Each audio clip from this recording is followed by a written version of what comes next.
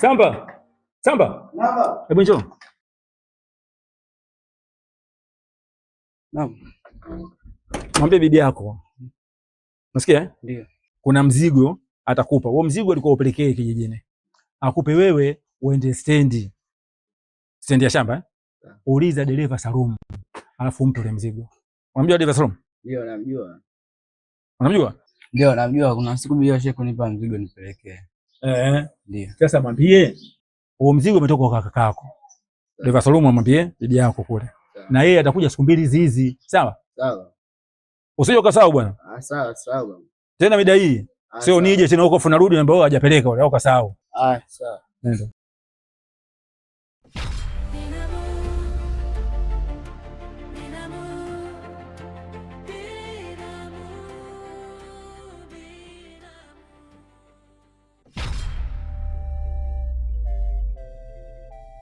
Nikaa hapa mke wangu nikumwagie maua yako.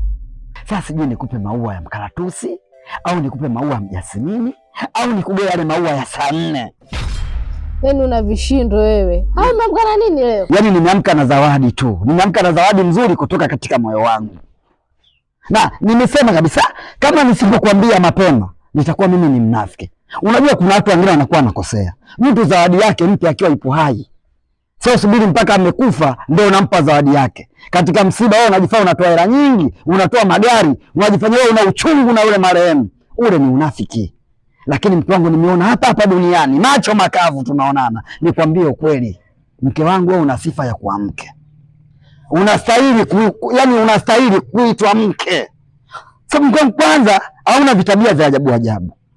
Hauna vile vizarura vya hapa na pale. Sema usije unakwenda kwa shangazi, usije unakwenda kwa mama mdogo, usije unakwenda kwa rafiki. Yaani mpaka kuna wakati mwingine naamua mimi kurudi mapema. Najiiba kabisa na kuja na nyata kukuangalia mke wangu. Je, upo katika mazingira gani? Lakini kila nikija nakuta umejaa kibao kama pishi la mchele. Sabina. Niambie. Nakuonea huruma sana. Huruma nini? Yaani wewe kama ungekuwa unajua yanaongeleka pale maskani. Ni mambo gani yanayoendelea? Zungumza nikuelewe. Yule mume wako malaya sana. Mume wangu ni malaya. Okay, sawa. Huo malaya kwa kufanya nani? Yaani unauliza. Mimi machimbo yake yote anaingia, mimi ndo nampeleka. Sawa. Labda katika mazungumzo yako unaozungumza mume wangu ni malaya sijui ni nini. Main point yako ni ipi? Ili nikuelewe. Yaani wewe siku zote ungekuwa hivi mume wangu. Yaani ningesema kweli nimepata mume. Ila ukishatia tu hizo tungi zako kazi hamna. Mke wangu sisi wengine tumezaliwa kwenye miti mikubwa. Kwa hiyo unakuta ili mambo mengine yaende lazima upige chang'aa. Lazima upige chingili. Ndio unakuta mambo yanaenda. Kujiendekeza tu kote. Aende nini kujiendekeza? Basi mke wangu. Siku moja punguza. Sio kupunguza. Nitaacha kabisa. Kwa sababu najua kabisa mke wangu wewe ni mke ambaye ni mwema, mwanamke mzuri ambaye mimi unanipenda. Lakini utakuja kunikimbia kwa sababu ya tabia zangu. Na kwa nini mimi nikuudhi? Hali ya kuwa mimi wewe unanipenda. Mimi sometimes nikitembea mtaani na vimba. Yaani natuna kwamba nimepata mwanamke bora. Najidai kabisa kwamba nina bonge la mwanamke ambaye ana tabia nzuri. Mbona nataka unjekeshe? Haya maneno hata kwenye kanga hapo mume wangu. Wewe. Yaani pombe kama umezaliwa naso. Nakwambia ukweli mtu wangu. Hivi unavyofikiria sasa hivi utampata mtoto wa nani ambaye mimi nalewa mpaka najikojolea na wewe unaamua kuchezea mikojo yangu? Siku nyingine sio kujikojolea mpaka najinyea, unachezea mimavi yangu. Ni mtoto wa nani utakuja kumpata? Kwa hiyo mimi nasema bahati hii sitaweza kuichezea. Nitahakikisha kabisa nitaacha pombe na nitakuwa mtu mwema, nitakuwa mtu mswalina na mtamrudia Mungu. Kwa sababu huyu shetani mimi nahisi kabisa anaponipeleka si sehemu nzuri. Naona kila ishara, kila dalili shetani mimi ananipeleka motoni. Sawa mume wangu. Bwana mimi kifupi Sabina, nilikuwa nahitaji kutengeneza maisha nayo. Yaani wewe ujenge maisha na mimi hivi? Ukijiangalia ni msichana gani hapa mtaani anaweza akakukubali wewe kabisa mimi niingie kwenye penzi lako wewe? Sikiliza nikwambie, nampenda mume wangu, namheshimu mume wangu, na kamwe siwezi kumsaliti. Kuhusu hilo kaka, sahau. Nadhani utakuwa umenielewa. Acha kukalili maisha, utapotea. Wenzako wanapotea kukalili maisha. Sikiliza nikwambie, sikalili maisha wala siwezi kupotea, kwa sababu mume wangu ni bega lake, ni bega langu. Yaani akitoa mguu mimi nipo. Kwa hiyo kuhusu hilo kaka, sahau. Na kitu kingine, kuhusu haya mambo yako unayoyafanya hapa mtaani, hakikisha hipo siku ukirudia tena nitamfikishia. Nadhani unamjua.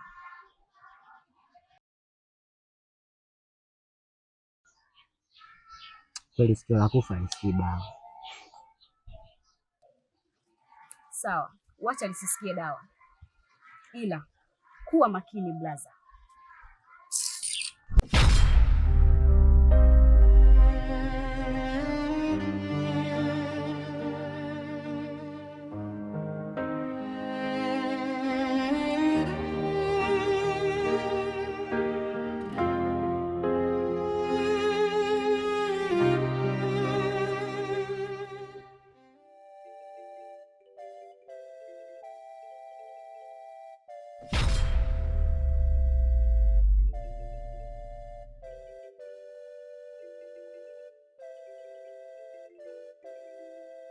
Odi. Odi. Wenyewe ndani. Karibu. Karibu Marot. Asante bwana, nimekaribia. Shikamoo. Marahaba, ujambo? Sijambo kabisa. Sasa nimekutana bwana dereva Salumu. Amenipa huu mzigo. Amekupa mzigo? Alafu pia kuna salamu zako kutoka kwa kaka yako. Niambie. Amesema atawasili muda si mrefu. Lini? Muda si mrefu. Kwa hiyo kaa katika huo ujio kwamba unaelewa kwamba muda si mrefu atawasili. Haya bwana, asante sana Marote. Sasa hamna chochote kitu hapo nipate kwa tumbo kidogo? Kuna ndizi hapa za kuchemsha Marota, vipi? Bora ungekuwa hata mkate kidogo wa skonsi, lakini ndizi. Ndio tunakuzila hizo sasa hivi. Haya, karibu Marota. Haina shida. Haya.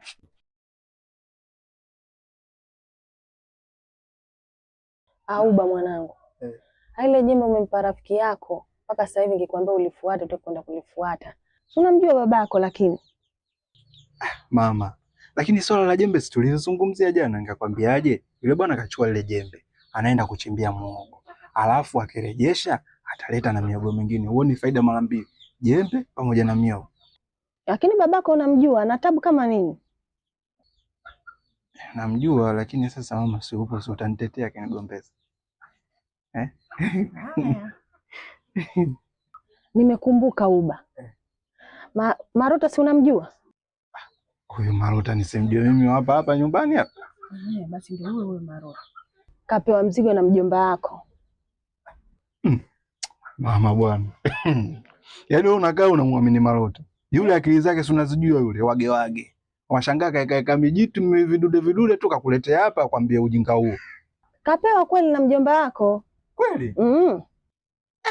Yaani kama kweli ninavyojua mimi mjomba wangu, lazima na mimi atakuwa amenekea zawadi zangu. Kwa sababu nini? Mara ya mwisho alivyoondoka, sio ilikuwa mwaka gani ule? Akasemaje? Nitakuletea mzigo, nitakuletea zawadi zako nikija. Kwa hiyo kama ametuma, basi lazima kutakuwa kuna zawadi zangu. Na kweli mjomba wako anavyokupenda yule. Wewe kwani hujafungua? Sio ufungua, kama ufungua si niambie zawadi. Hata ufungua mimi. Mama. Kweli Uba sije ufungua. Basi nielekeze tu ufungue wote. Nimeweka hapo. Nenda hapo ndani hapo. Nimeweka juu ya kwenye meza. Kwenye meza zawadi. Uba wewe.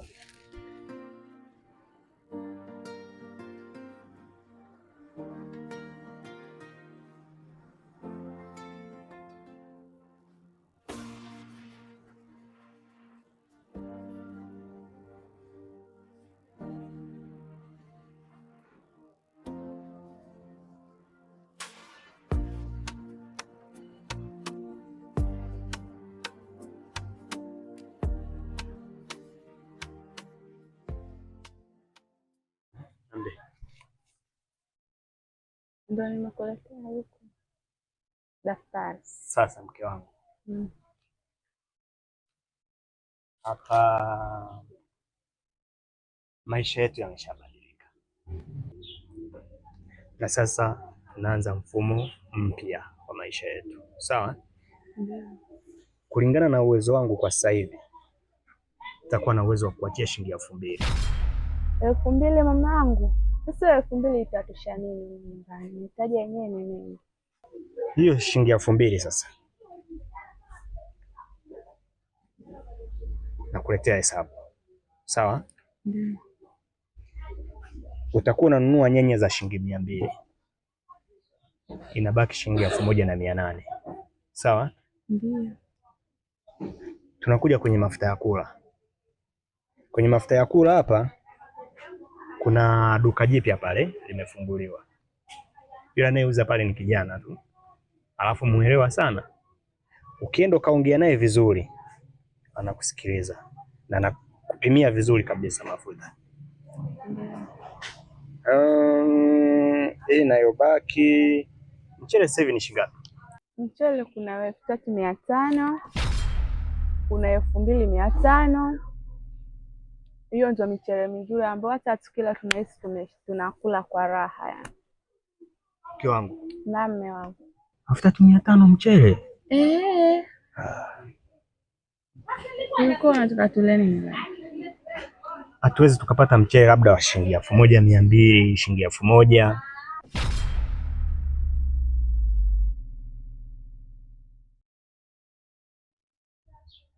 Mke wangu, ubishi wako wakati mwingine au natija. Mimi mara zote nakwambia kwamba kazi za hapa nyumbani wewe zinakuelemea. Ukitoka kufanya kazi hii unafanya wewe, ukimaliza hii wewe ufanye nyingine, wewe ufanye nyingine. Ndio maana inapelekea mpaka saa hizi si hatujala. Baada ya kula saa 7 tunakula saa 10, tunakula saa 11. Kwa sababu shughuli zote za ndani unafanya wewe. Mimi nakwambia shughuli za ndani hapa wewe zinakuzidi. Na nilipokuambia kwamba utafute msaidizi awe anakusaidia, mwingine katika kupika na kufua na kuosha vyombo, hata kama wawili unakuwa utaki. Kwa nini lakini inakuwa hivyo? Kwani mume wangu shida iko wapi? Hata ukila saa 10 si wala, hata ukila saa 9 wala. Tatizo liko wapi?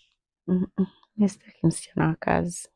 Wasichana wa kazi wana matatizo mume wangu. Wewe mwenyewe uone wasichana wa kazi, usikii huko jinsi inavyotokea kwa ajili ya wasichana wa kazi. Ndio maana mimi sitaki. Si mwenyewe najimudu, kwani shida iko wapi? Wasichana wa kazi wana matatizo kama sisi hapa tungekuwa tuna mtoto mchanga au mtoto mdogo.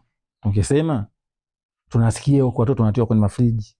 Watoto labda wanauliwa. Sio watu wazima sisi. Afu sio mimi nakuonea huruma wewe. Kwa mimi naendelee kuteseka tu. Itakuja saa 12 utaniambia si wala. Saa 2 usiku utaniambia si wala. Sasa si wala. Haya utaona mwisho wake itakuwaje. Basi nitalifikiria. Hilo ndio kusema tena ulifikiria afu jibu lake tu zuri. Sawa? Sawa. Mume wangu nimekuelewa.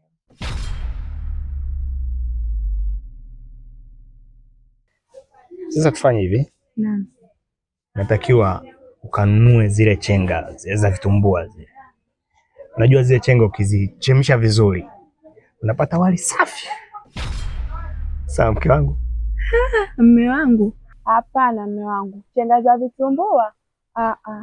So wali, labda tutakula ugali tu wa chenga za huo unasema wewe. Kiukweli sina uwezo mwingine. Sasa kama una uwezo tutafanyaje? Maana mchele supa ndio 3500, huo wa 2500 pia kidogo na afadhali tunaweza tukala tukaridhika, lakini wa vitumbua au tutuka ugali bwana, tutuka mchele. Sawa. Nimekuelewa, ile hesabu yangu ndio hiyo hiyo, sina ile ya kuongezea. Sawa, nimekuelewa mume wangu.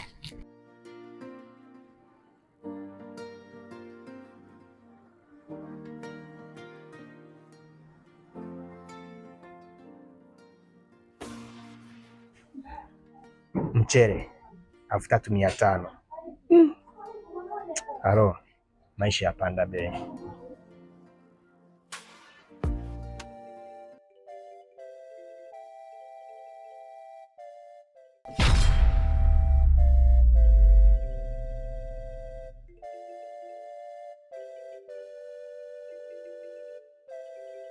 Odi.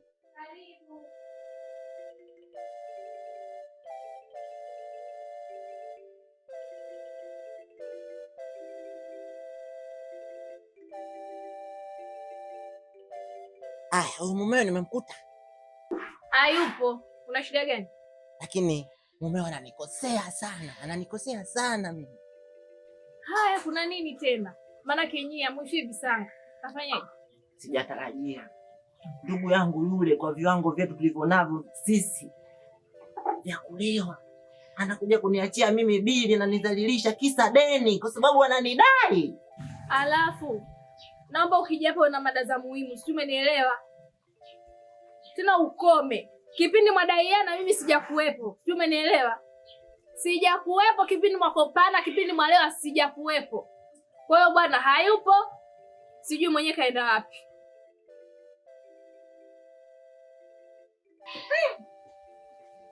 Laza amefanya. Yaani wewe mwanamke mkali kumbe hivi. Sema sikia, yaani kiufupi mimi ameniumiza moyo wangu. Yaani moyo wangu ushama kushoto mia kulia. Kwa sababu tukio alilonifanyia ni kubwa. Kwa hiyo mimi nitaka kumfikishie ujumbe ili mradi na mimi unisaidie na teseka jamani. Wewe si mtoto mdogo kabisa wewe. Wewe si mdogo kabisa. Yaani hivyo unapofanya tu uendane na umri wako. Hizo hela unazozipata ungeenda kujiwekeza basi. Ukaenda kununua hata pikipiki ufanya boda. Hela zote enda kunywa pombe, tena naomba ukome. Ukijapo na mada za muhimu, sitaki uletee nuksi. Umenielewa eh? Kiufupi mimi kazi ninayo. Ndio maana inanipa nguvu. Booster. Ya kunipeleka pale maeneo, nipige vitu vyangu. Wewe, tulia. Kabla hujamaliza naomba uondoke. Nenda bana.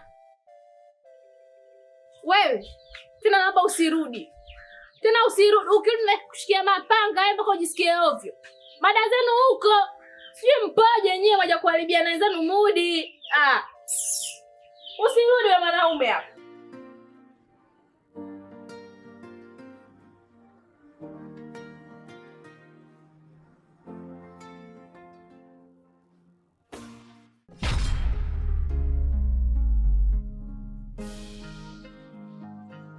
Halo Samba. Naam. Naomba unishikie mara moja, dakika moja tu, nataka kuna sehemu niende bwana.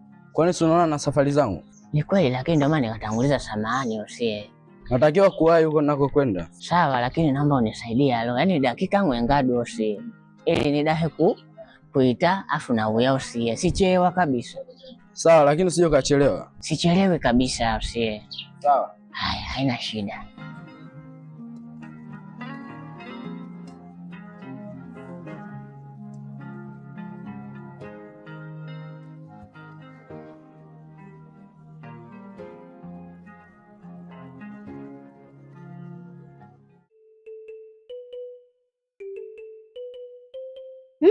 Haya shoga yangu. Kuna siku mbili sijakuona. Ulikuwa wapi? Niko zangu tu nyumbani. Yaani sasa hivi mama hataki hata nitoke. Kaila sio kweli. Mama huyu ninayemjua mimi au kataze usitoke. Hapo umenidanganya. Anataka tu niwe nipo zangu nyumbani basi. Wewe kuna sehemu unakuona. Umekucha. Okay, sawa, yote 9. Haya vipi kusuba? Tena shughuli yangu nimemisi. Wewe. Yaani nina muda sijaonana naye. Wewe. Kaila usinidanganye. Akia Mungu. Yaani wewe ipite siku, masaa usionane na Uba. Sio kweli. Hodi. Hodi nyumba hii hodi. Karibu.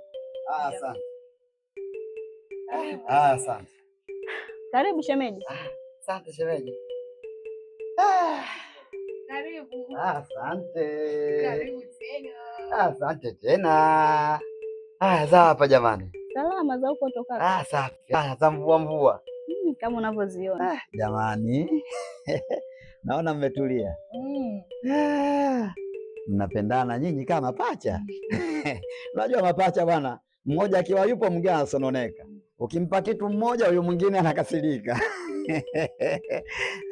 Jamani. Sabrina. Acha mimi nimeacha. Sawa Kaila, karibu. Asante. Nanuka. Hapana shemeji. Toka mwanzo hapa niko na shoga yangu, nilimuona alikuwa kabweka, nimekuja ili kumchangamsha. Sasa naona umeongezeka wewe, tuendelea kumchangamsha. Acha mimi ndo zangu nyumbani shemeji. Haya. Haya, naenda. Asante. Haya, kwaheri. Haya. Kwaheri eh? Haya. Shemeji, naona umetulia. Karibu. Haya, asante. Shemeji bwana, mimi nimekuja nina jambo. Jambo gani tena shemeji? Wewe acha.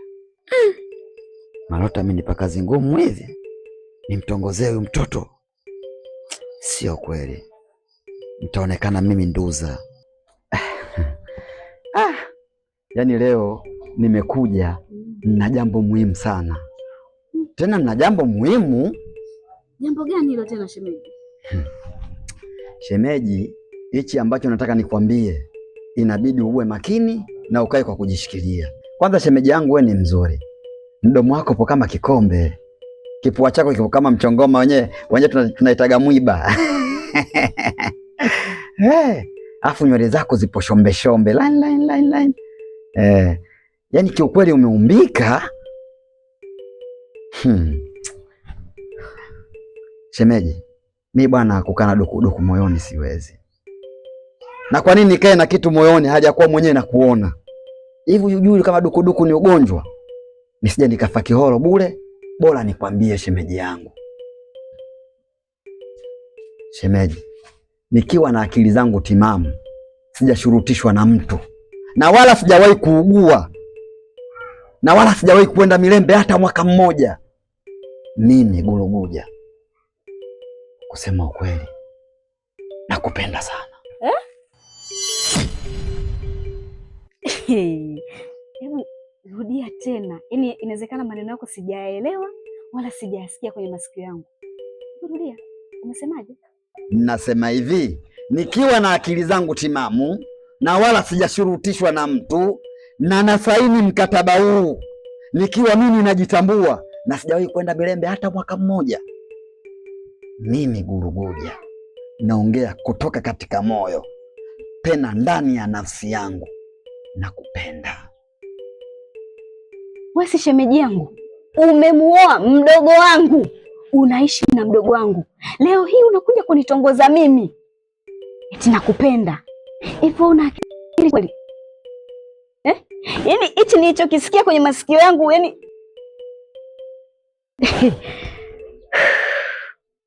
kukaa na dukuduku katika moyo siwezi mimi. Na kwa nini niteseke? Haliyakuwa tiba naiona. Hivyo unavyofikiri watu wote wanaumwa mapresha haya, unafikiri wanaumwa nini? Msongamano tu wa mawazo. Mimi shemeji siwezi kuteseka. Tiba ipo kwako. Mimi nakupenda na nimejiwahi mapema ili mradi Malota asije kuniwahi. Malota? Asije kuniwahi, na ndio maana mimi nikaamua kukuwahi mapema. Sasa nisikilize nikwambie. Naomba unyanyue hayo makalio yako na uondoke. Niapeleke wapi? Tata! Sawa, mimi naondoka, hapa si kwako, lakini naomba ulifanyie kazi. Najua kukubali kwa haraka haraka si rahisi. Naomba, mimi nakupenda. Naomba ulifanyie kazi shemeji. Kweli. Shemeji nakupenda sana. I love you.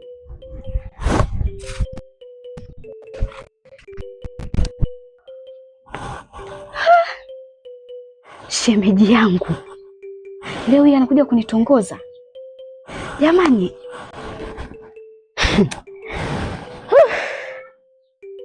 Kwa hiyo kistaajabu ya Musa utayaona Firauni. Yaani hawa wanaume. Ngoja nikamalizie shughuli zangu huko ndani.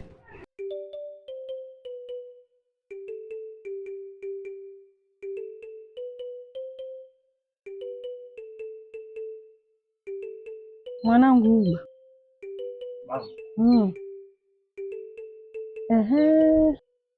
Lile swala ulofikiria wewe na mimi pia nimefikiria hivyo. Lile swala la kuni, kwa sababu sasa hivi mapori ni mengi, utaenda kata kuni mwanangu, weke hata hapo nje uuze. Umesikia mwanangu? Ni kweli mama. Basi mimi nilikuwa nafikiria, nikasema mama kaniambia ngoja kwanza alifikirie hili swala alafu atanipa majibu. Nikaona kimya. Kumbe mamangu alikuwa analifikiria kweli. Alikuwa analifikiria sana mwanangu. Unajua sisi tushazeeka sasa hivi. Mimi ndio kutusaidia. Ukiweka kuni hapo mwanangu utauza. Ufanye jambo la maana. Ni kweli mama. Kwa hiyo na mimi nimeona hili swala pia ni zuri, ndio maana nikapanga hiyo biashara. Kwa hiyo naona nikitoka hapa nikaenda huko, kwa sababu kuni sasa hivi upatikanaji wake miti mingi mibichi hapa karibuni, lakini ukienda mbali kule miti mingi imekauka. Kwa hiyo nitakuwa nachukua kuni napanga hapa nje, maisha yanaenda. Ni kweli mwanangu. Naweka na mimi biashara yangu vidogo dogo hapa na mimi nitauza. Basi hamna neno, lakini mimi pia nilikuwa nataka kutoka hapa, nilikuwa nakusubiri tu wewe. Nataka niende hapo. Tena uende kwa mama Asmani hapo ukamwangalie, kuna kijishule alinialika. Sasa tangu sasa nimesahau hapa. Hebu angalia kama watu washaanza kuchambua mchele utakuja kuniambia. Sawa. Kumbe shughuli imeshakaribia. Ni leo. Kumbe? Lazima nitokee ubala. Haya mama. Haya mwanangu. Haya.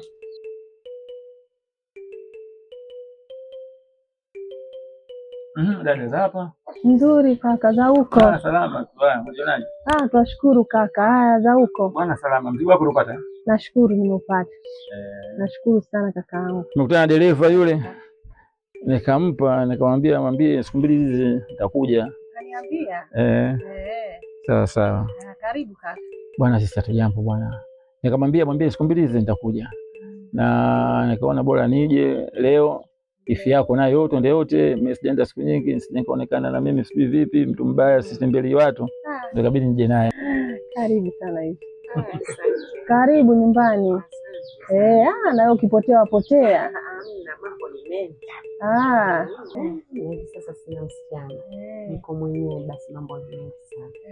Unajua tena. Pilika za mjini. Lakini na wewe kwani mpaka sisi wewe unashindwa kuja kutembea. Tunajua tena vipi huku jembe kila siku shamba kule kusema uache. Umeona mambo ni mengi. Kweli. Tusameane. Hamna neno ifi yangu. Karibu sana. Haya sana. Sasa dada. Mimi nitakuacha na ifi yako muongee mambo yenu yote. Unajua wakati ninakuja kuna jamaa nao wameniona pale. Inabidi nipite niwasalimie. Unajua tena huku ukija ukiondoka tulawama kibao. Wengine wanakupigia simu tu. Sawa bwana. Umetususa sijui vitu gani sijui maneno mengi yalokuwemo na sokuwemo. Kama kuna ziada au kuna jambo jipya labda tulijadili hapa ili nipate kuondoka na mimi niko chini ifi yako niwapitie ile bwana. Kijao tena sisi tutakuwa tuna ukazi. Kaka ni kweli. Jambo jipya hapa ni huyo mjomba wako Uba. Mjomba wako Uba umpe biashara, atakafanya biashara ya kuni. Yeye akasema jambo hili tulijadili nani? Mjomba. Ili kumjadili mjomba atatupa mawazo mazuri na tuongezea hela pia tukufungua biashara.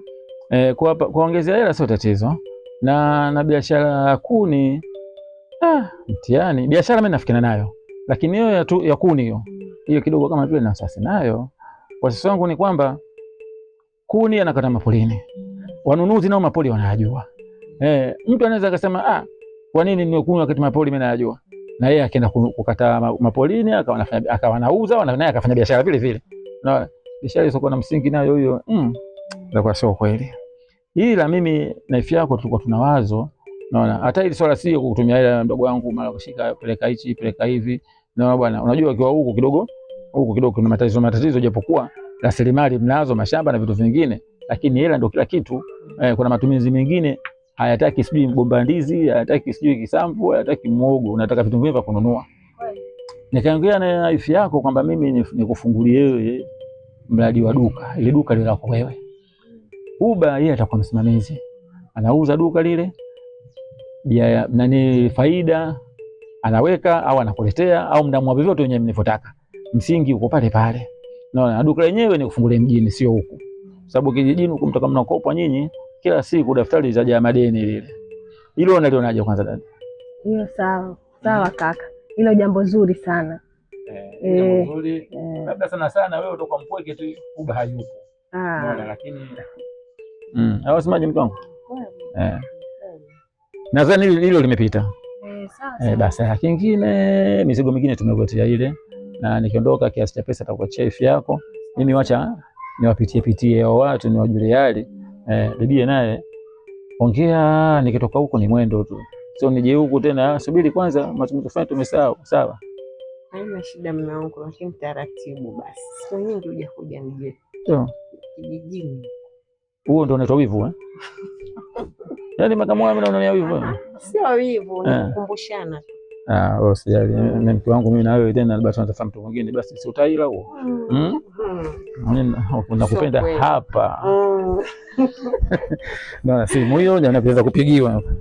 Inshallah. Inshallah. Ndio kama hivi basi nilikwambia. Haya. Yako ni.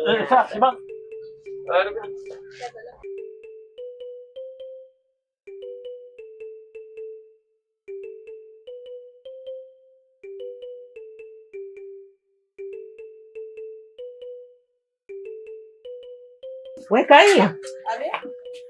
Mwanangu, tuko muda wote huo pesa nimeshakupa tayari. Mpelekee mamake Huba hivi unavyojizungusha zungusha, wewe unahitaji mimi nitozwe faini au? Kwani mami si nilikuwa natoka zangu chooni? Kutoka chooni muda wote huo mwanangu? Choo gani hicho unachoka muda wote huo? Mama kwanza ile yenyewe umenigia 3000. Rejesha 3000. Sasa kwani hujanielewa? Nilikwambia mimi mpelekee hiyo. Baadaye tutaonana, nitampelekea hizo shilingi 3000 nyingine. Sasa wewe unavyokaa hivyo, kwa nini unafanya hivyo jamani? Basi mama napeleka, si hapo tu. Sasa pelekaga. Sawa. Yaani hawa watoto wengine, yaani wamekaa kigoigoi kabisa. Ahili hata mimi mzee, kaingilia hapa katokea hapa. Hivi nini jamani? La.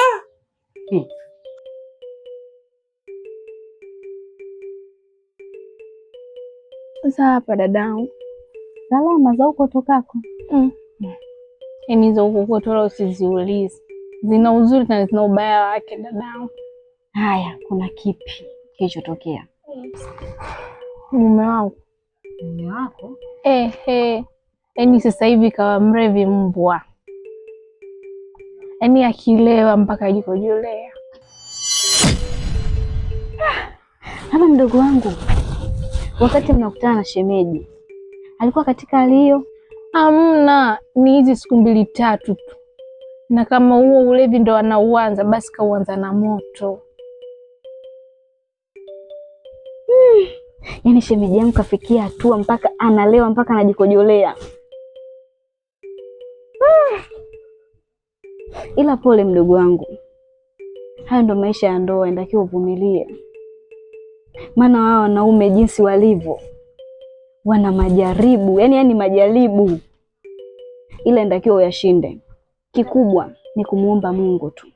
Yaani dada, yaani mpaka mmeamua kuja hapa kwako, ujue nimevumilia kama maji yamefika kwenye koo. Nataka nitapetape. Nimechoka, yaani nimechoka na mwanaume. Najua inakuumiza, ila kikubwa mdogo wangu, tena nasisitiza kukuambia,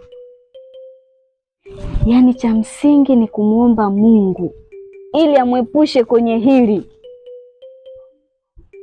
ili ndoa yako iwe salama. Sawa dadangu. Jitahidi, wanaume wote ndivyo walivyo. Unaweza ukasema ngoja niachane na huyu niende kwa huyu, ukalikuta tofauti, yaani bora hata kula ulikotoka. Sawa dada, nimekuelewa. Mimi nitajitahidi kadri ya uwezo wangu. Aisee, shemeji yangu kafikia sehemu mbaya sana. Ila sawa mdogo wangu, nadhani leo umekuja, naomba tu nisaidie kuosha vyombo. Useme hivyo basi. Amna, dada apenda kamseleleko. Jamani mdogo wangu, vyombo tu kidogo anisaidia. Yaani hapo kitoka vyombo utaniambia pia ngupikie. Wala leo napika mwenyewe kwa mkono wangu, nataka unisaidie vyombo tu.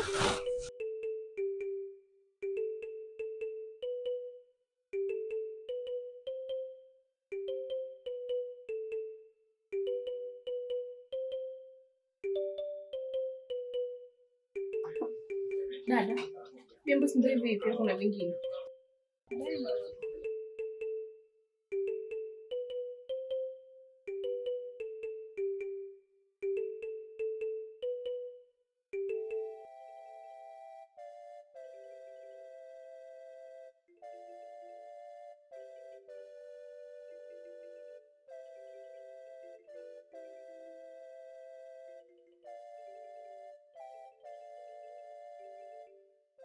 Yala. Njoo basi hino kumii sebu njoo maana nimekuja muda kwa hapa njoo sikuoni. Sawa naja. Asa. Poa.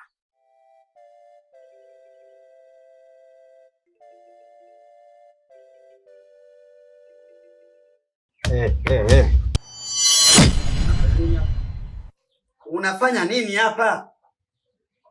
Nimekubamba, njoo. Njoo tuongee hapa vizuri. Nimekubamba. Kila siku vitu vinapotea. Mara sufuria haionekani, mara beseni halipo, mara kuku haonekani. Wewe ndio utakuwa unachukua kwa sababu unapita pita humu katika vijumba. Leo nimekukamata mtuhumiwa. Sikia nikwambie mdogo wangu. Umenikuta mimi ni mstaarabu. Laiti kama ungenikuta mtu mwenye roho mbaya, ningeshakupiga keleza wizi. Kwani hujionea huruma wewe? Kuwa makini. Usipojionea huruma wewe, hakuna mtu atakayekuja kuonea huruma. Sina roho ya kikatili. Angekuwa mtu mwingine, kasha kupiga kelele za wizi. Haona kupiga kelele za wizi. Amna. Nikupiga kelele za wizi? Amna, samehe. Kuwa makini mdogo wangu. Wewe bado bwana mdogo sana. Usifikiri wanakwenda jela wote wana hatia. Kuna wengine wanasingiziwa tu au wanakuta mazingira sio sahihi. Mdogo wangu, haya maisha. Na mara kushika bega ulistuka? Ulijua ipo eh? Sikia nikwambie. Kuwa makini. Empotea. Tembea!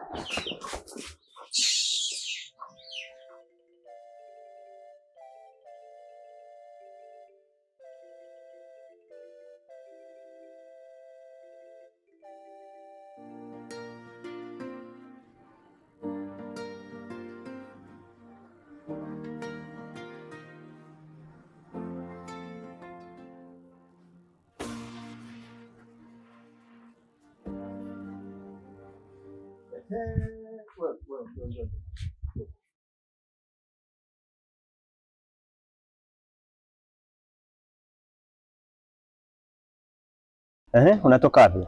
Natoka dukani mwanangu. Dukani. Ulichokifuata umekipata? Nimekosa.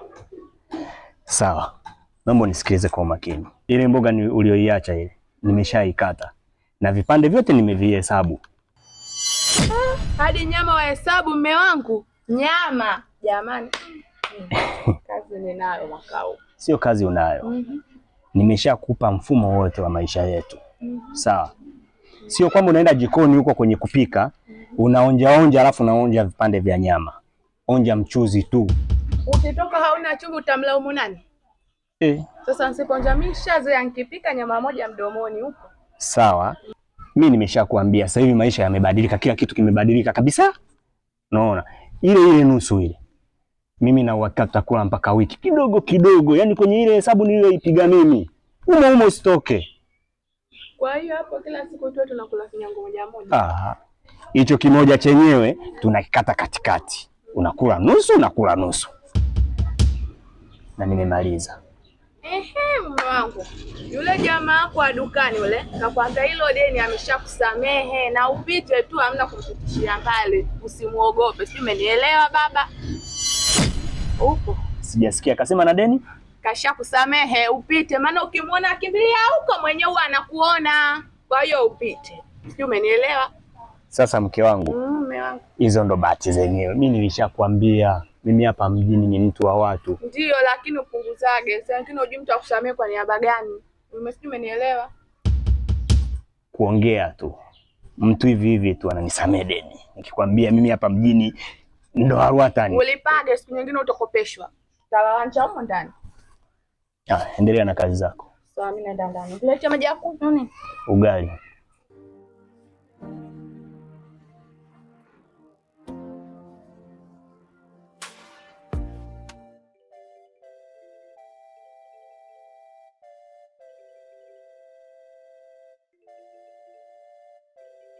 Uba. Halo. Afadhali. Unajua hizi njia zote hizi ninapita mimi nasemaje? Huyu bwana nitakutana naye hapa, nitakutana naye hapa. Hata mimi nilikuwa nataka nikate kule nipite kwa Biti Jongo. Lakini nashangaa najiona nanyoosha tu moja kwa moja. Kumbe imekuwa kama bahati. Tumeonana. Imekuwa vizuri mdogo wangu. Kweli bwana. Kaka mimi bwana kwenye kutafuta kote huko. Mimi hapa nimeshauriwa. Nikaambiwa nikutafute wewe. Lakini sasa kwa hali yako unavyokuona sidhani kama tutaelewana. Mimi siumu. Wewe na afya mzuri na niko vizuri. Yaani hapa hata kama ukinipa dili gani mimi niko tayari kulifanya kwa sababu mimi sio mgonjwa. Mimi bwana kaka nimefikiria, nimeona sasa hivi nianzishe biashara ya kuni. Nipiga mahesabu yangu hapa kijijini sasa hivi kuni zishakuwa haba. Kwa mvua nyingi. Kwa hiyo nilikuwa nataka nifanye mpango niende kule Kokoni kule nikachukue kuni niwe nauza pale nyumbani. Sasa hayo ndio maana. Na ndio maana mtu nashauriwa uwe na rafiki mwenye malengo. Yaani mimi sijabugi kuwa rafiki yangu wewe kwa sababu wewe tutafanya mambo ya maendeleo. Ni kweli. Tangu uzaliwe. Leo hii ndio umeongea jambo la pointi. Jambo la maana. Yaani wewe mimi nakubali sana. Hilo swala bwana ni la muhimu sana. Na mimi wateja najua. Mimi masoko ya kuni nayajua. Kuna watu ambao wanakujaga huku wanatafuta kuni za kununua. Mimi wateja nao. Najua wapi nitawapata au watakuja tutapata soko, tutafanya biashara safi. Yaani mimi ndio maana nikakutafuta wewe. Hao wanaokaa mjini, waacha kae mjini. Sisi tunakaa hapa kijijini na maisha yetu yanaenda. Tena sasa hivi za kukuta sisi tuna maendeleo kuliko wao wanaong'ang'ania mjini. Sawa, basi mimi kwa sasa hivi muda wote naweza nikaanza hiyo biashara. Panga nilikuwa nimekosa. Kwa hiyo sasa nikaambiwa Salama Mbiku yeye anaenda kufuata vifaa vyake vya kilimo mjini. Kwa ndo nimemwagiza. Basi sawa. Kwa hiyo akija tu mimi naanza biashara. Hamna shida. Haya. Yaani fresh. Haya bwana. Kila kitu kitaenda vizuri. Basi hamna neno. Hata usijali ndugu yangu.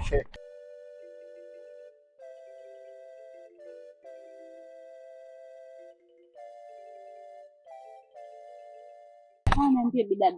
Poa. Una mwenyewe umetulia, huna hata habari. Sina hata habari shoga yangu, mvua imenyesha hatujatafagia. Uvivu ni ule uvivu. Kama kawaida yako. Mwenyewe umekaa hapo wawaza. Hapa sijui niende kwa Uba, sijui niende wapi. Yaani nilijua tu Sabrina kati ya maneno mawili matatu nitakayoongea lazima umchomekie Uba. Haya Uba hapa kafuataje? Kwani si hata macho yako tu yanazihirisha. Nipe huo ubuyu shoga yangu maana najua fika wewe Sabrina ukija hapa hukosi la kuongea.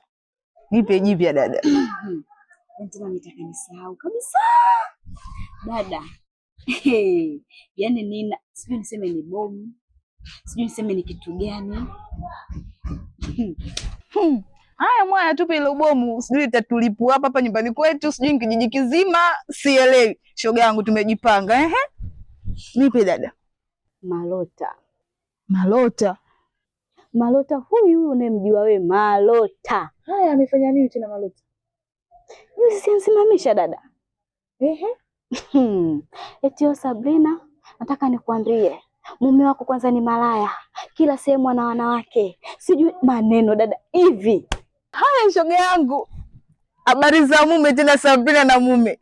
Sisi wenyewe hapa kijijini tunaisubiri hiyo ndoa ya Sabrina. Leo hii tunakuja kusikia juu Sabrina na mume wako sijui kafanyaje. Haya habari za mume zimekujaje? Habari za mume wangu. Haya mimi mume nimeolewa lini? Siku zijana riziki huku jamani. Sasa Sabrina alipokutajia hizo habari za mume, wewe na ukamjibu nini? Sasa mimi nimjibu nini yule mlevi? Mimi nikaenda naye hivyo anavyoenda yeye.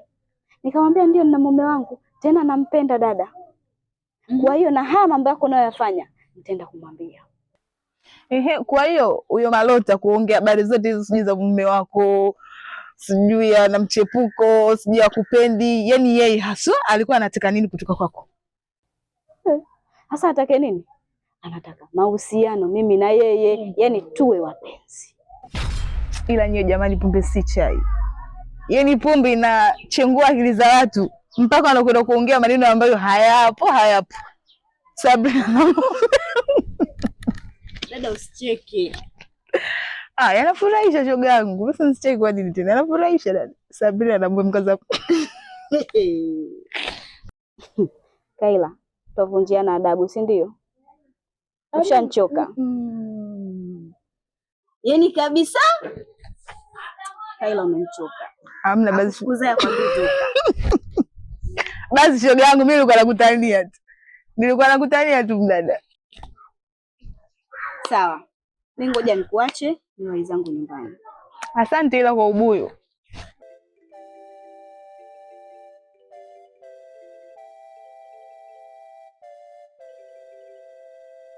Subarahatu mpenzi, waonaje hali yako? Hali yangu sijiwezi, labda huku kwako. Waonaje wazazi, nyumbani utoke hapo.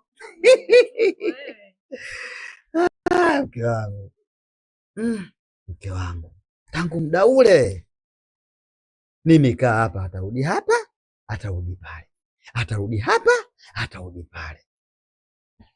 Na wewe ulivyotoka na mimi nikasema niende sokoni mapema ili niwahi kurudi mume wangu. Wivu sina, lakini roho inauma. Yaani mpaka saa hizi hujalewa, yaani hujakunywa leo kabisa. Umeamka na nini? Sio kila siku pombe tu mke wangu. Leo nimeamua kurudi mapema, nikiwa macho makavu, niangalie familia yangu. Sawa. Tena umenikumbusha. Leo na jambo muhimu sana. Ndio maana nirudi mapema, nimekaa na kusubiri. Jambo gani hilo? Mke wangu, tangu nimekuoa mpaka leo hii hakuna hata dalili. Dalili za nini tena? Dalili mpenzi wangu, hata kusema labda nataka cha ugwadu, hata udongo. Si kweli. Kama kati yetu kuna mmoja wapo ana matatizo, basi tutafute madaktari tujue mapema. Odi. Odi. Karibu. Mama umelala? Mimi jipumzisha tu mwanangu. Kae hapa mimi. Halo. Sio mchezo. Haya za huko shamba. Huko bwana mimi nashukuru. Nimefika mpaka huko. Tena nitaka nisahau kupita shambani kwako. Ndio nikakumbuka nilivyokuja hapa kuchukua basketi uliniambia nipite na shambani kwako. Nikasema sasa hapa ndo ningesahau, ningerudi si ningejibu nini. Nashukuru mwanangu. Bwana mama, yale mahindi umejua kupanda kwa kweli. Yaani pale kwa haraka haraka pale kama sio gunia 40 basi 50. We. Yaani Mungu ni mwema kwa kweli. Yaani tumshukuru sana Mungu. Halafu tushukuru na mvua. Na imepiga sana. Safari mvua imepiga bwana. Sana. Mwaka huu ni neema tu. Sana. Basi ndio hivyo mamangu, nimeenda pale, nimeangalia hayo mazao yako vizuri. Sasa kama unavyojua tena kule tena matope matope kule, nilivyofungulia tu maji shambani kwetu kule yaingie kwenye mahindi. Basi na baskeli yenyewe pia nimeitia tope, kwa nikaitia maji, nikaisuza suza, nimeipaki nje hapo kwanza itoje maji. Matope hayo? Matope hapo. Kwa hiyo hapa bwana nimesema wewe nikupitishie hapa sasa niondoke nyumbani. Basi wewe iache tu hapo hapo. Haina hata shida. Haya mama, mimi naenda. Haya, karibu. Kaila wapi tena? Naona kimya peke yako umelala. Kaila utamweza mzururaji yule. Haya basi utamsalimia. Haya babaye. Lakini haiwezekani mimi tangu nimekuoa mpaka leo sina hata mtoto. Mimi nataka mtoto. Kwa sababu nikiwa na mtoto, hii nyumba inachangamka. Mara kacheza huku, wewe rudi huko. Mara kapita uvunguni huku. Mara umemrusha kidogo. Yaani inakuwa familia inadamshi kabisa, nyumba inakuwa ina nuru. Lakini mtu wangu mpaka leo kimya. Yaani mpaka sasa hivi kimya kwa ajili yako. Ukienda huko mipombe, ukirudi mipombe, ufanyi chochote, ukirudi umelala ndwi mpaka asubuhi amka tena. Waenda kazini, kutoka kazini kwenye mapombe. Au utatafutaje mtoto? Kila mtu wangu, kama tatizo ndio hilo, mimi kuanzia leo na kuahidi kuanzia leo sitolewa tena. Sasa mimi cha kukuambia mume wangu, yaani ukiacha pombe hata leo na kuzalia mume wangu. We unasema kweli? Mimi mke wangu nakwambiaje, hata kama uniletee Amini hapa mimi nitakula. Kuanzia leo pombe nimeacha kabisa, sitaki hata kuisogelea, hata kuisogelea kidogo sitaki. Kuanzia leo mke wangu mimi nimeacha pombe. Kiukweli mke wangu mimi nataka mtoto. Au hatani nitabeba mbeleko gani? Kwanza nasikia ukifa kibudu unazikwa na kibunzi. Sasa sijui kibunzi hicho kinakaa wapi. Mimi sitaki mke wangu. Yaani nyewe na wewe utani wenu. Wanasema kweli kama ukifa hujaoa unageuka nguruwe, wewe unafufuka nguruwe. Na kama ukifa hujaoa unazikwa na kibunzi au kuni. Sasa kuni hilo sijui anakupachika mgongoni. Tobailai sijui anakuweka wapi. Mimi naogopa hivyo. Kabla sijafa mke wangu nipate hata mtoto. Sawa. Tuanka kuandalia siwajua tena. Kwenda kuniandalia mimba? We nawe chakula. Chakula. Maana mvua hizi masika hii mke wangu. Haya. Mashaallah. Kumbe hela zangu hazijaenda bure.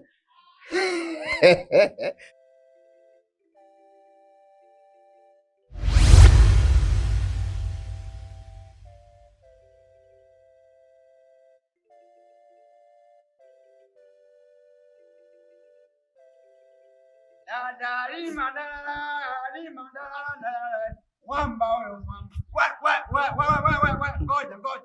Ngoja wewe kusakala kwinyo.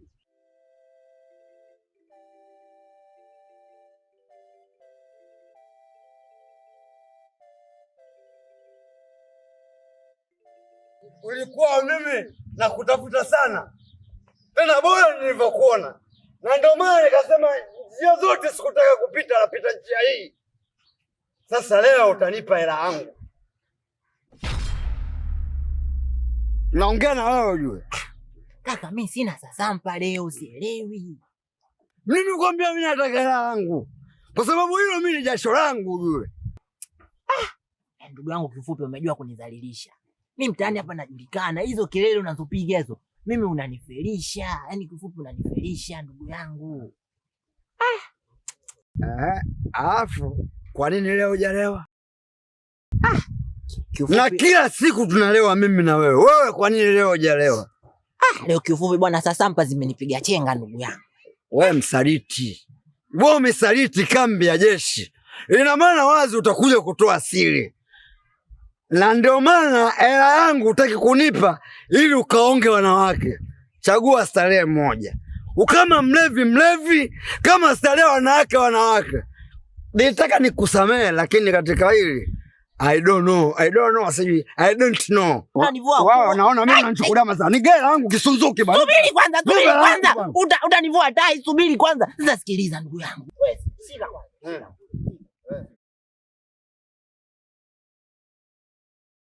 Hii halali yangu, hili jasho langu. Sijakudhulumu kwa sababu wewe umechukua hela yangu. Kwa hiyo hili mimi jasho langu. Umelipa.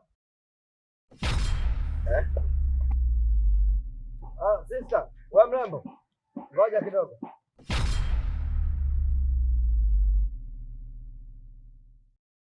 Odi, karibu.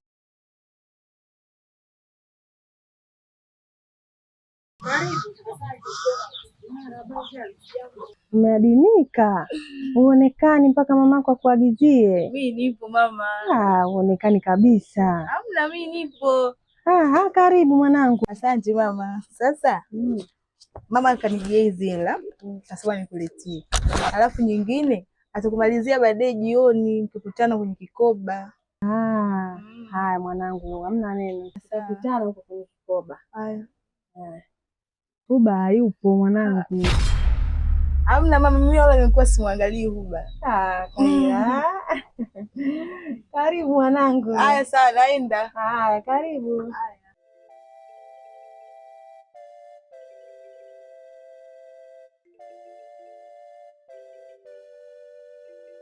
Ina maana Guruguja hajui kama mimi ni mkewe. Ndo nini sasa kuniita hivi? Wewe subiri, nisikie simu. Nisikie, nisubiri hapo hapa. Da. Ina maana ujamaa ajui kwamba huyu ni mkewe? Asharibu kabisa. Ona.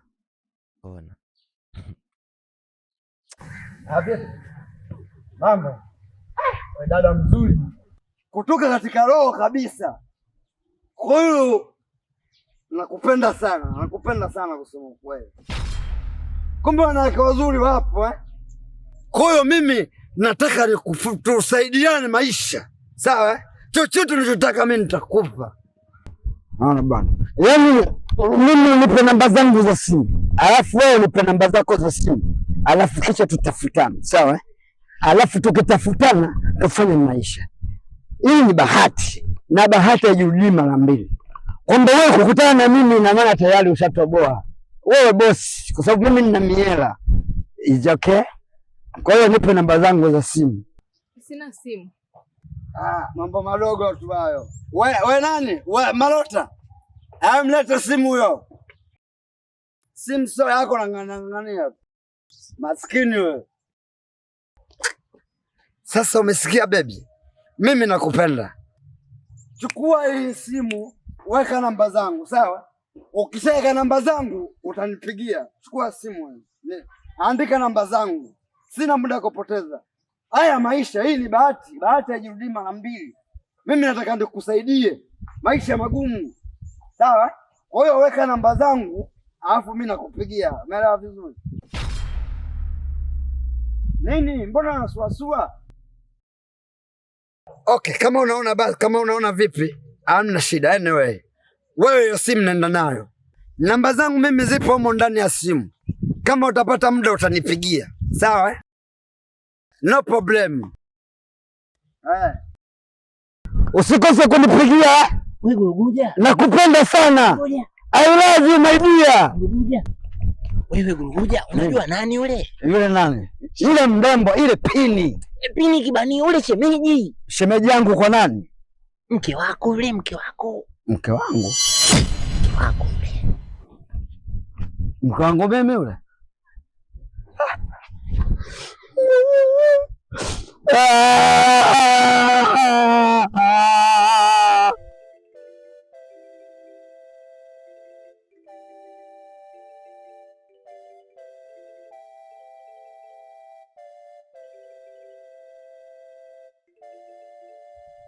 Hodi. Wenyewe. Karibu. Asante.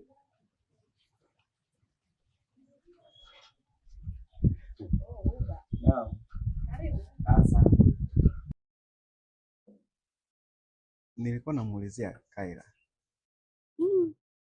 Kaila hapa sijamuona kwa siku ya leo. Toka asubuhi. Huko kwao hayupo? Nimetoka huko kwao. Nikaambiwa huenda atakuwa yupo huko. Ndio maana nikatoka moja kwa moja nikaja huko. Huko leo hajaja. Hata kuenda. Basi sawa, hamna shida. Asante, samahani pia kwa usumbufu. Sawa, haina shida, karibu. Samahani kidogo. Samahani kama ndakuwa labda nakupotezea muda. Hamna, wala usijali. Kuna kitu nataka nizungumze na wewe. Mimi nilikuwa nataka niulize tu. Kwani urafiki kati ya wewe na Kaila, yani upo vipi yani? Kaila ni rafiki yangu tu. Hauhisi kitu chochote kuhusu Kaila? Sema ukweli, hakuna chochote ninachokihisi. Zaidi tu namchukulia kama rafiki yangu. Wala huoni kitu chochote kinachoendelea juu ya Kaila? Yaani ukimwangalia mwenyewe, ukiwa naye mnapiga story kwenye mazungumzo yenu vile. Mimi nakupenda sana mke wangu. Wewe mke wangu mzuri. Kwanza una mdomo kama kasuku. Sio kama unaongea sana. Alafu una macho kama gropu, macho yako hapo kama balbu. Yaani mke wangu mimi nakupenda mpaka naumwa. Wankera wewe, wankera ujui tu, yani wankera. Sasa hizo pombe zako unazoziendekeza za nini mume wangu? Hizo hela si bora tungeenda kujenga hata kibanda. Kibanda hicho cha mkaa, kibanda hicho cha kuku. Mimi nakunywa pombe ili kujiliwaza. Mimi nafanya kazi ngumu, nahangaika kutwa mzima kwa ajili yako wewe. Kwa hiyo lazima nijiliwaze. Jipe mwenyewe. Sasa wewe unanishangaa mimi na nini? Namkia. Kujiendekeza huko. Kujiendekeza tu. Una roho hilo. Wanadonga tu. Wanataka. Mimi nimezaliwa kwenye miti mikubwa. Nimezaliwa kwenye mizimu. Kwa hiyo lazima nipige chingiri. Sisi wengine kwa waganga tujui. Kwa hiyo mimi ili mambo yangu yaende lazima niwe chingaa.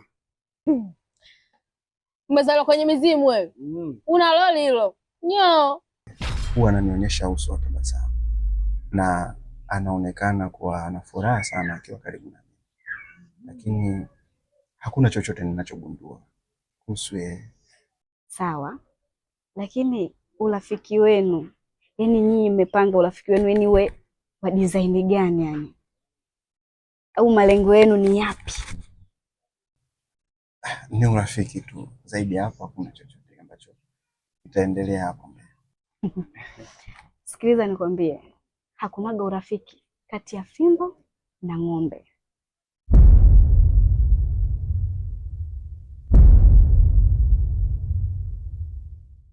Unamaanisha nini? Maana yangu ni hii hapa. Kayla nakupenda.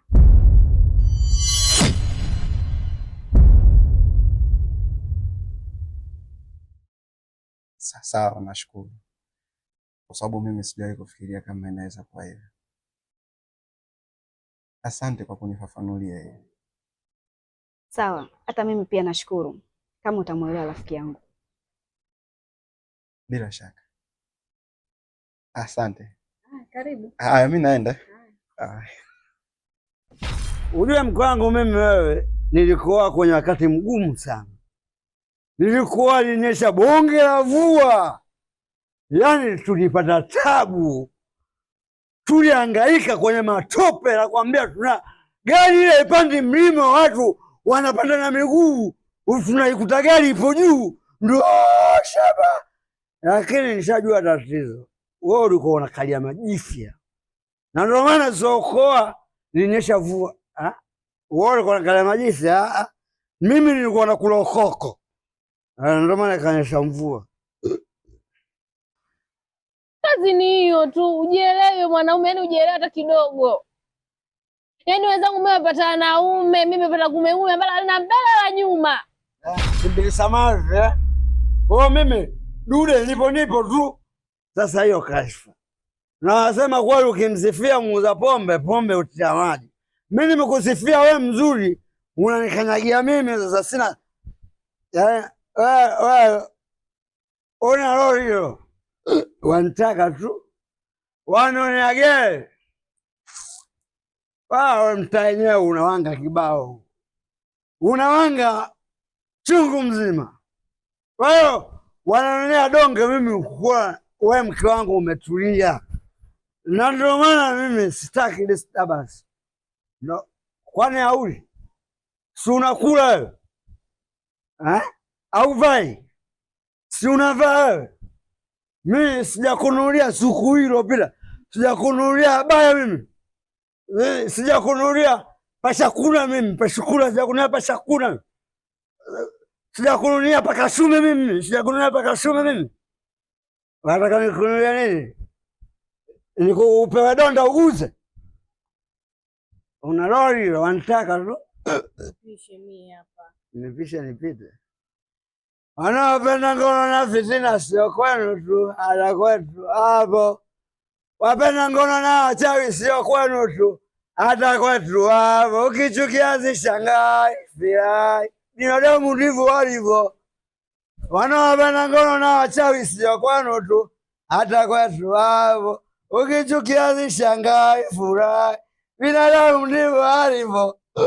Dajiju, ukichukia zishangae, furahi, binadamu ndivyo. Nye wangeni, rogeni, yani roho yangu kesho.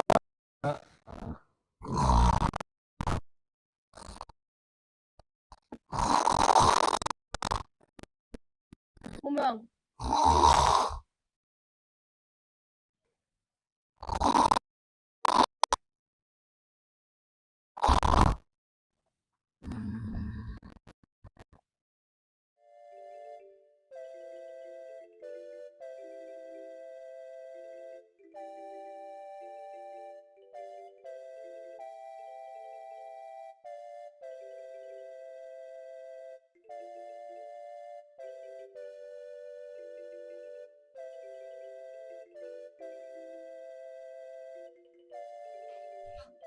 Umi mwanangu, mbona kimya hivi? Umeadimika toka ulivyopata hiyo ndoa yako mwanangu, hata kututembelea?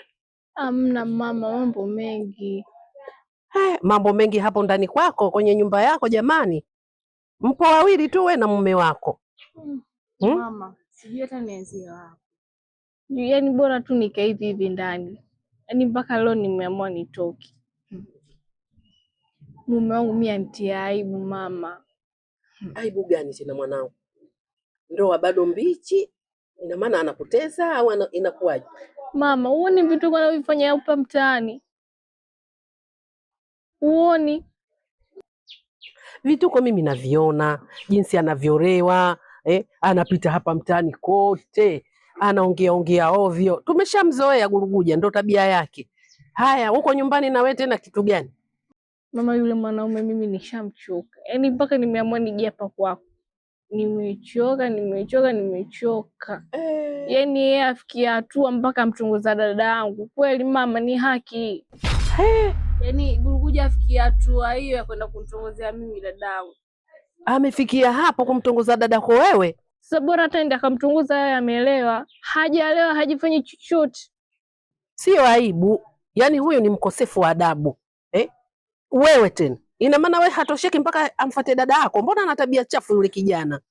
Yaani yeye anataka tuachie lana, ataka tuue mkoa uzima sijui. Sasa kwa nini anafanya hivyo?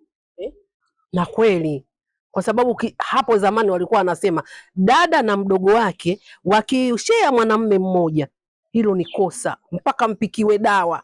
Haya, nyinyi mtaipata wapi hiyo dawa sasa hivi? Mama, pale ndo ameshashinda. Yaani nimevumilia mpaka nimevumilia tena. Jamani, huyu kijana sasa sisi tumfanye nini sasa? Kwa nini anakuwa na vitendo vibaya? Basi asingeoa. Kwa nini mtoto wa watu anakuweka roho juu hivyo? Ndio maana hunenepi Umi. Mwili wote umechakazwa kwa vitendo vyake vichafu.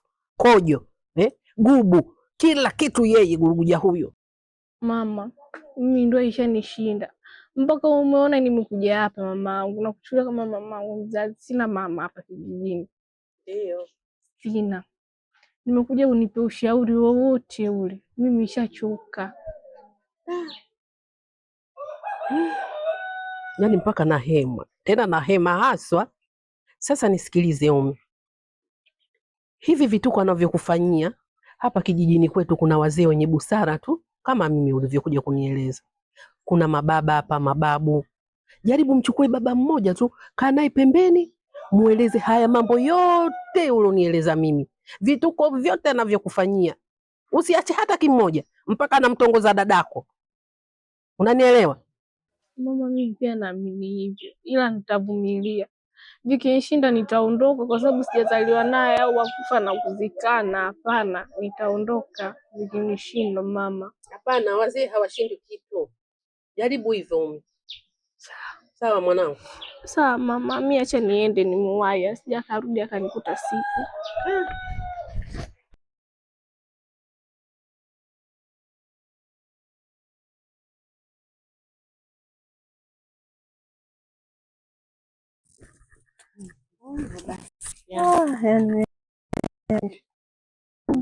Umekaa sana hivi. Na kweli mwenzangu umekaa. Nimemsubiri sana, sasa naona muda unazidi kwenda. Na kule na mambo nimeachia kule. Kwa hiyo nilijua nitakuja mara moja tu nitamkuta, alafu nitaondoka naye kule mambo mengine yafuate. Sasa mpaka dakika hii acha tu mimi. Mtoto sio kaenda wapi jamani? Yaani sio kaelekea na wapi? Hapo sio kawaida yake. Uoga anaenda na kuja kuniangalia, lakini nashangaa leo mpaka saa hizi. Usisikitike fi yangu. Sawa. Usisikitike. Mwenye makosa yote haya ni mjomba wake. Mjomba wake angekupa taarifa toka jana, yote haya asingetokea. Angenipigia simu mimi ningemwambia asingeondoka. Umeona? Kwa hiyo wewe hata usijali. Mimi hapa nitakachokifanya nifika kule nitamueleza. Hapo atakutaarifu kama ni kesho kutwa, basi inshallah atakuja tu kuchukuliwa. Sawa? Haya hivi. Na kila laheri. Akija mpe salamu nyingi. Mimi nitamwambia. Haya.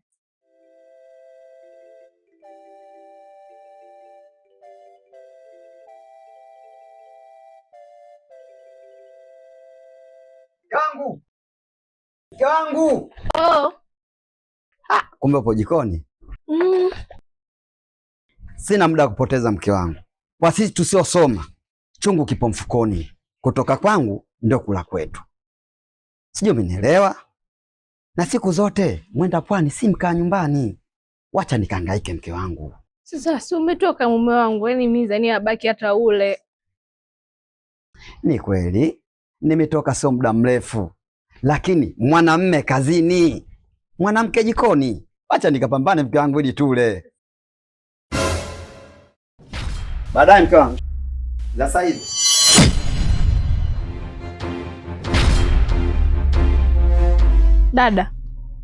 Dada. Vipi tena? Vipi huko kutoka? Salama za hapa? Za hapa nzuri kama unavyoziona. Pole sana mdogo wangu. Kuna nini? Maana hiki kiumbe hata sijui nianzie wapi kukwambia ili unielewe. Mbona wantisha? Niambie basi. Wala sikutishi mdogo wangu. Yaani hivi mume wako anadiriki kuja kunitongoza mimi? Wasemaje dada?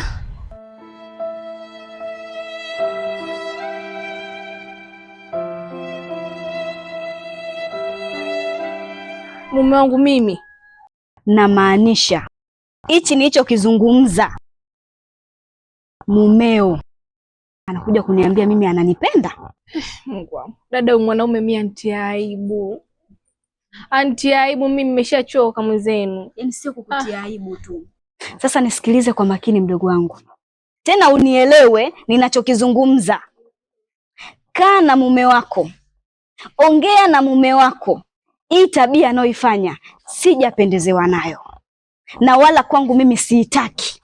Iwe mwanzo na mwisho. Nitaongea naye dada, ninavyojua mimi. Sawa, mimi ngoja niende. Na huku njia sitaki hata kupita, maana nikikutana naye nasikia kutapika. Najisikia kichefuchefu.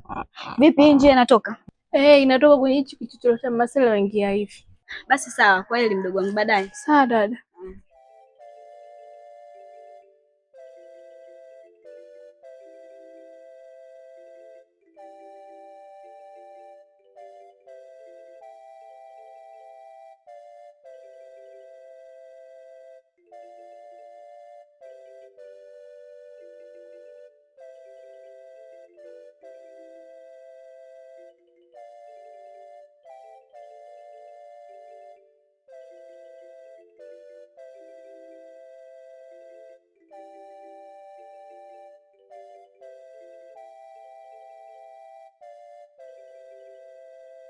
Sasa mimi naona niishie hapa kwa sababu nimekusindikiza vya kutosha sana. Usingenipeleka basi hata pale tu. Pale ulisema nikufikishe hapa. Hapa tena unaniambia nikufikishe pale. Si ndo nitajikuta anafika mpaka nyumbani kwenu? Kwani vibaya kufika vipi? Kuna ubaya. Lakini unajua leo umetumia muda mrefu sana nyumbani. Kwa hiyo kama nitakurejesha mpaka nyumbani kwenu, mamako atajua tu kama umetokea nyumbani, halafu kwangu mimi itakuwa sio vizuri. Basi sawa, mimi pia nafurahi. Nimekaa na wewe muda mwingi, tumeongea mengi, nimefurahi sana. Mimi pia, kwa sababu leo umetumia muda mrefu sana kukaa na mimi. Yaani sikutegemea kama unaweza ukatumia masaa yote yale kwa kuongea tu na mimi. Kabisa. Sawa, basi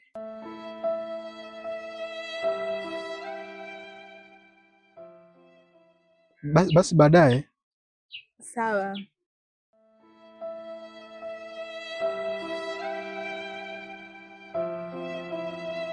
Baadaye. Sawa, bye. Bye. Baadaye. Sawa, bye.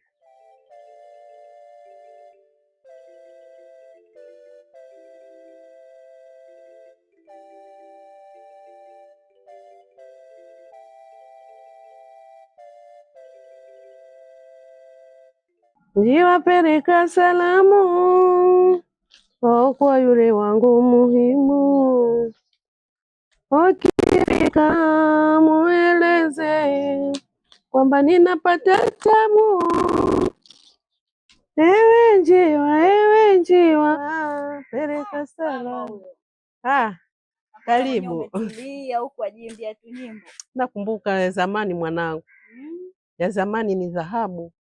Sio nyimbo zenu za sasa hivi. Watoto wa sasa hivi kamatia chini.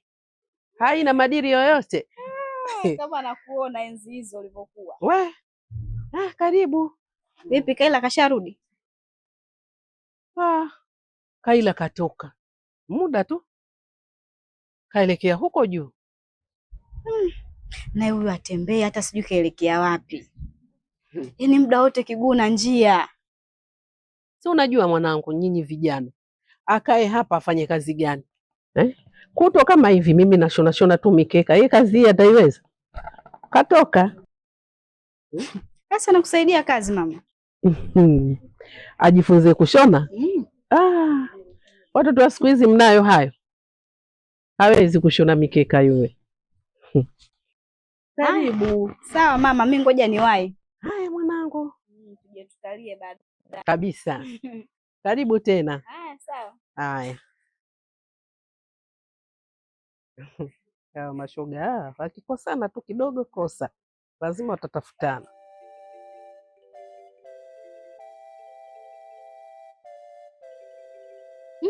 Shoga yangu, unajua leo mimi sikuelewi. Toka asubuhi kiguu na njia, mimi na njia. Nikija kwenu sikukuti.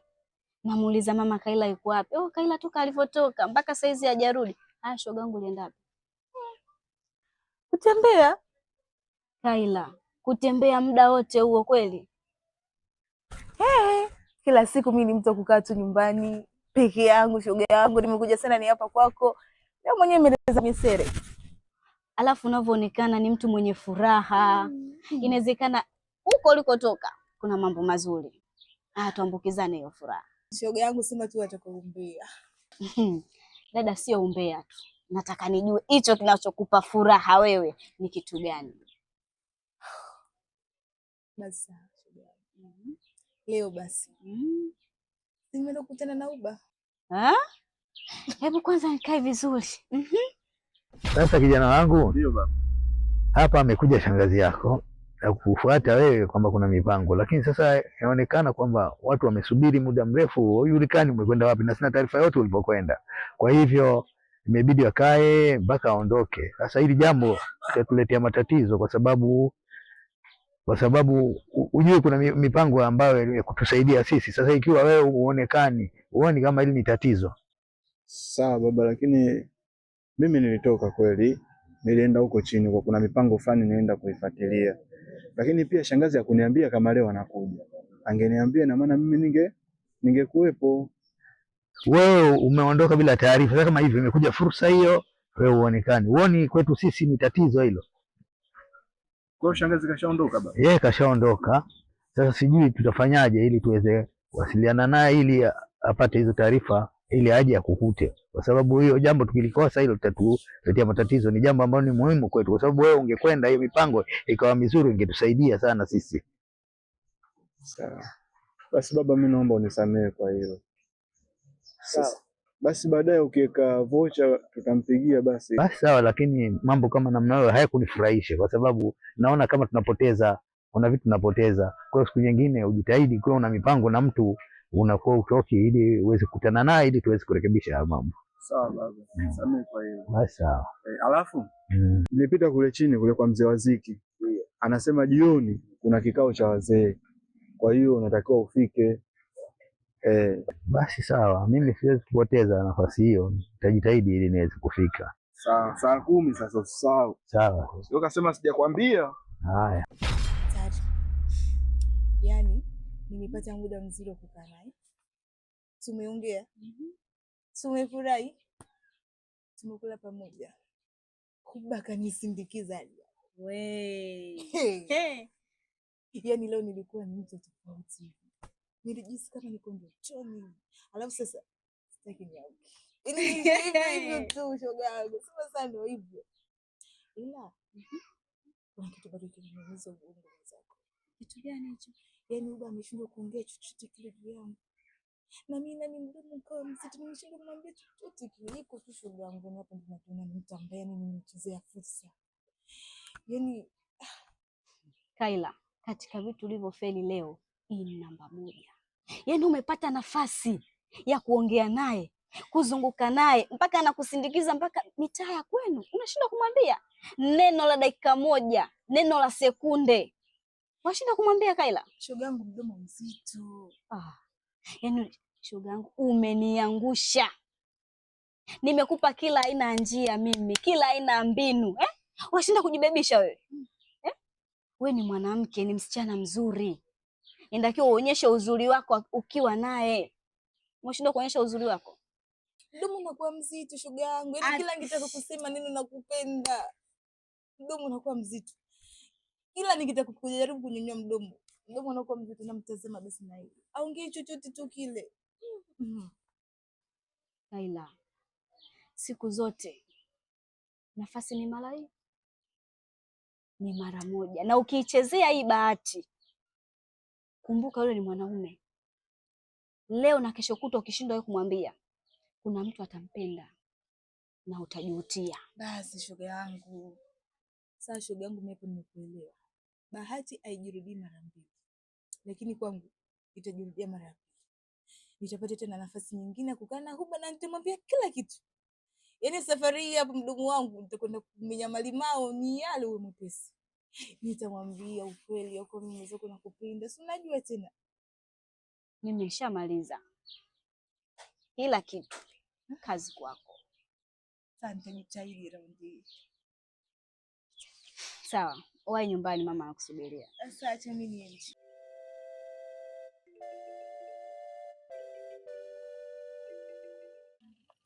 Guluguja kani. Vipi mdogo wangu? Mbona sijakuona kutwa mzima leo? Nimekwenda ubanda kule, nimekuangalia, nimekukosa. Bwana wewe acha bwana, si naona hii minyama naenda kuipunguza kidogo, mchongo wa jimu hapo na ikaeka sawa 6 pack. Hivyo maisha yanaendelea, lakini na ubuyu wa ugwadu. Ubuyu kutoka wapi? Ndugu yangu, nimetoka kwako sekunde nusu iliyopita. Ufupi bwana ndugu yangu, nakuonea huruma sana. Huruma nini? Mke wako anakuchiti kaka, mke wako anakuchiti. Unachitiwa, unasalitiwa. Wewe nyumbani kwangu umefuata nini? Kilichokufanya wewe mguu pande mguu pili mpaka nyumbani kwangu? Ni nani kakwambia wewe nyumbani kwangu? Sasa wewe mwenyewe si umeniambia pale nyumba nyeupe. Wewe nyumba yetu unaijua, inachuja kila sehemu. Ona kwenye milango inavuja. Ile pale nyumba nyeupe ina mvuto. Mimi ndo maana kila siku pale navutiwa kwenda pale. Pazuri panavutia sana. Mimi nikikaa pale, hali ya hewa pale mimi naielewa, inanivutia, upepo mzuri kabisa. Ni kila nikiangalia huku, nikiangalia kushoto, namuona shemeji kanaekea roast kidogo nimeonja. Ushaona, ndo maana navutiwa sana na pale kwako. Afu unashangaa tena leo kwamba mimi umenikuta pale kwako au mimi kwenda pale kwako. Shangaa vizuri. Wewe ni mgombanishi, alafu wewe ni mbea. Kilicha kufanya mguu kwanza mguu pili mpaka nyumbani kwangu, ulifuata nini? Mimi ningejua haya. Mimi najua kama mke wangu ananichiti bila wewe kuniambia. Wewe kwani umemwona kweli au ulikuwa unahisi tu?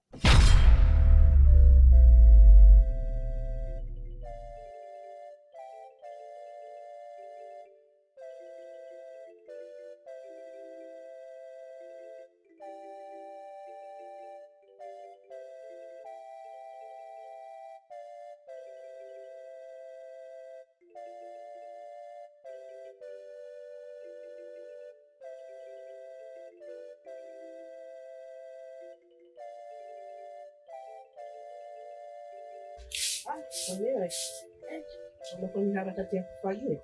Karibu mama, rejesho. Ndo kama hivi ukicha vikoba makwapani kumekucha. Saa hizi ndo unafagia. Yaani mamangu, acha, nilikuwa nimetoka hapa nimerudi nyumbani pachafu, nikasema pamoja nipishe fagia. Jamani, kijua kinawaka watu ndo wanafanya usafi. Sasa nitafanyaje mamangu?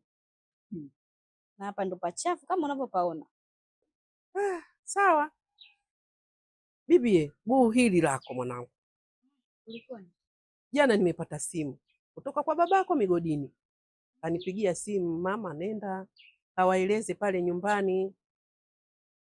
Nisije huko alafu akaona kama nimewastukiza. Kwa hiyo baba yenu muda wote saa yoyote anarudi kwenye nyumba. Baba mwenye nyumba anarudi. Sawa mama, mimi nashukuru kwa taarifa. Kikubwa tu tumuombe Mungu afike salama. Inshallah. Nitaka nisahau. Hivi Guruguje umenionea hapa siku mbili hizi hapa kwenu kaja au kwenye tembea yako ulishakutana nayo? Shemeji, mimi naona leo kwa ule mtu jinsi alivyotoka, sijui kama amepona. Na kama amepona, yule mtu itakuwa tu ana matatizo yake ya kiufundi. Kwani Malota, wewe huyo mtu ulivyomuona umemuona unaje? Kwamba anatoka anapita pita tu au umemuona ona vipi? Unaonaje? Anaeka bokta vizuri, anafunga mkanda. Sasa uko kilichotokea huko ndani mimi sijajua sasa kama alikuwa anaangalia movie tu au anamwelekeza njia, sijajua sasa. Wewe ni mgombanishi, alafu wewe ni mvunjaji wa ndoa za watu, na hili swala sio mara ya kwanza, hili swala narudia tena. Sasa dawa ya mnafiki hakuna nyingine, ni moja tu, unisubiri.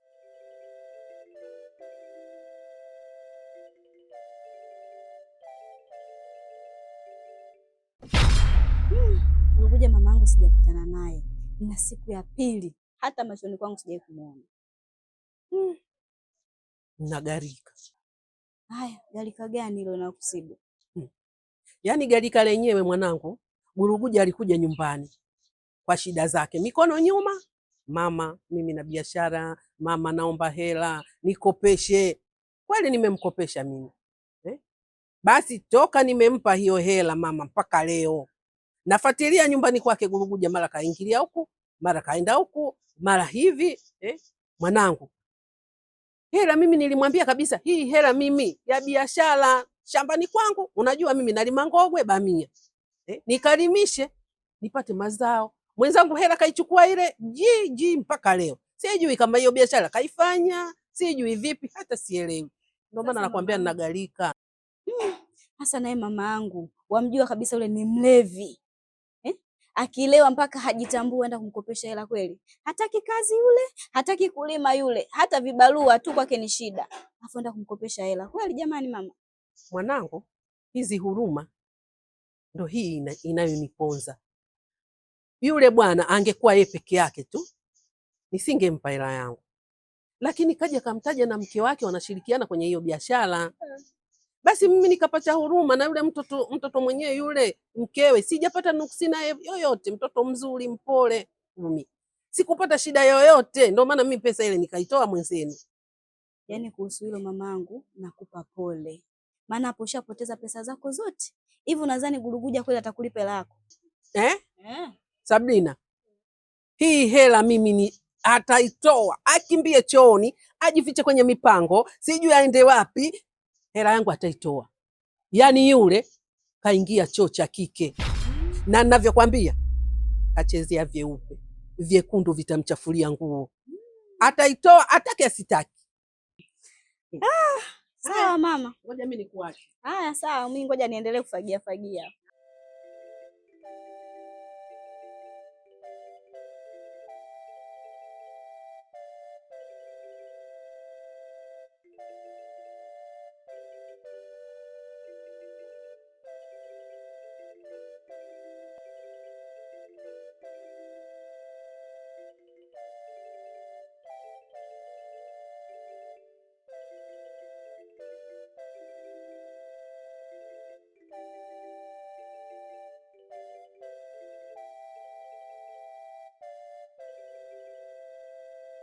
Vipi? Poa, shikamoo. Marage. Mama yako yupo? Mama hayupo. Sasa hivi hii mnategemea nini? Kwa nini mnalima shamba alafu mnaliacha wenyewe? Mnategemea nini? Unamaanisha nini kwani? Maji yake Simba mama sitoyanywa tena matumbili na manyani yanakula mahindi huko. Unataka kusema kwa matumbili anakula mahindi yetu? Kumbe je? Mama naye sasa hayupo mgongo. Sasa na wewe umewafukuza au umewacha endelee kula? Nilichokifanya mimi nimechukua miti alafu nikachomeka, nimetengeza kama sanamu ili mradi waogope, ndio nimekuja kutoa huko taarifa. Kwa hiyo sasa amekimbia? Sijui, maana nyani ya sasa hivi digitali. Wanajua kabisa huyu mtu hii mijiti. Mama naye hayupo. Sasa wewe Kaila, ngoja subiri nikwambie kwanza. Hivi wewe Kaila, umeumbwa au umedondoshwa? Unamaanisha nini kuongea hivyo? Kumbe wewe Kaila mzuri. Tangu utoto tunacheza mchanga tuchanganyia, sikuwaza kama moyo siku moja utakuja niumiza. Unavyocheka unavyopita akili inaniruka, najua tuko damu moja ila hisia zimevuka. Natamani nikwambie ila ulimi unajikunja, heshima ya familia naona kama ivunja, lakini moyo bado unataka kukuita wewe wangu.